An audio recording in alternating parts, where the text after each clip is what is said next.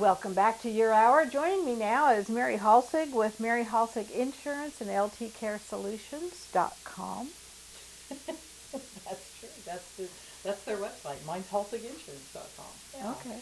But yeah. So I didn't give you a chance to ask me what we were going to talk. I know. I was busy. I know, and I was too, and I was getting in here, but. So on April 23rd, it's not particularly yesterday, exactly the newest news, but it is, I think it's worth talking about.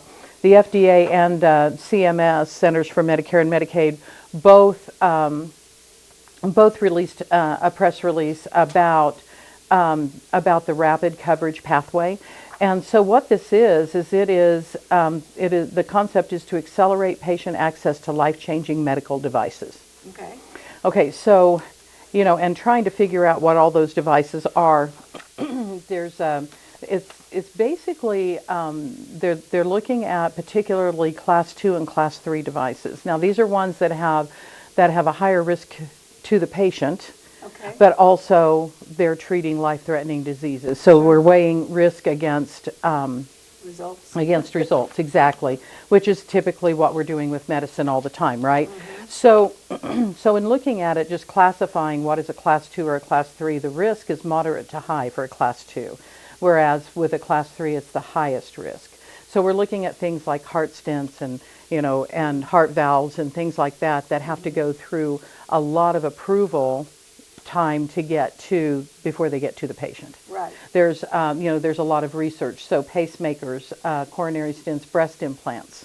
We've seen problems with breast implants. So a lot of people didn't know, that this isn't something that is for a lifetime. Yeah. And so, you're looking at things like that. Class 2 is things like catheters, infusion pumps, powered wheelchairs, and things of that nature that, could potentially have a risk to the patient, but not something like a heart valve that isn't working properly. Yeah.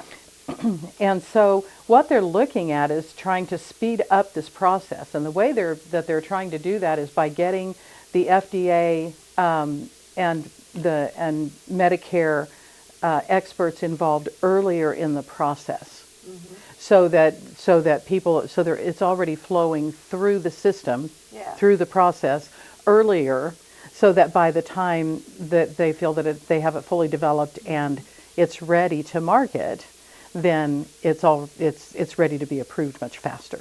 So that's kind of the idea that they're having. Well, and that's good too, because some of these conditions are life-threatening, and time is of the essence. Time is of the essence, and they're looking also, yes, and they're looking at things that make a person's life easier. Not only that, but also it's easier to treat. So one of the easiest things that we can talk about that most people understand is these combination devices. So it's when a breakthrough device is something that, that as it goes, that it has different categories, but it could be the combination of things. So let's look at, the continuous glucose monitors. Mm-hmm. When you combine that with an insulin pump, now it's kind of like an external pancreas, right? It's working, it's doing the same job.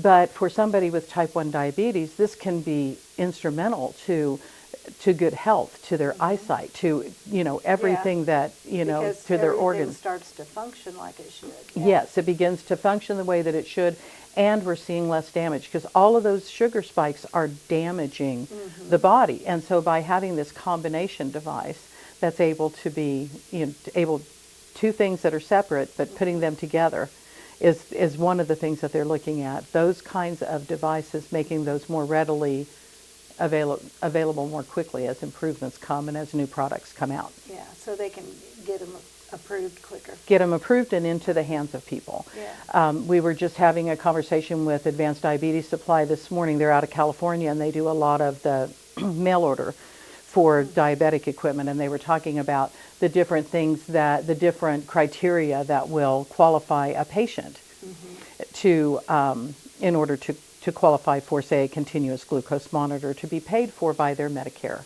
plan.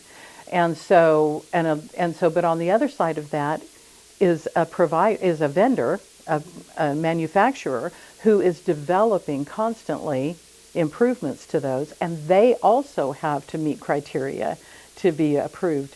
And so, we're working from both sides. The patient is saying, please let me have this. And the manufacturer's over here, we have it. We have what you need. Now, you meet the criteria, and if we can meet the criteria, then we can meet in the middle and put the patient with the device. Yeah, which would be nice. Because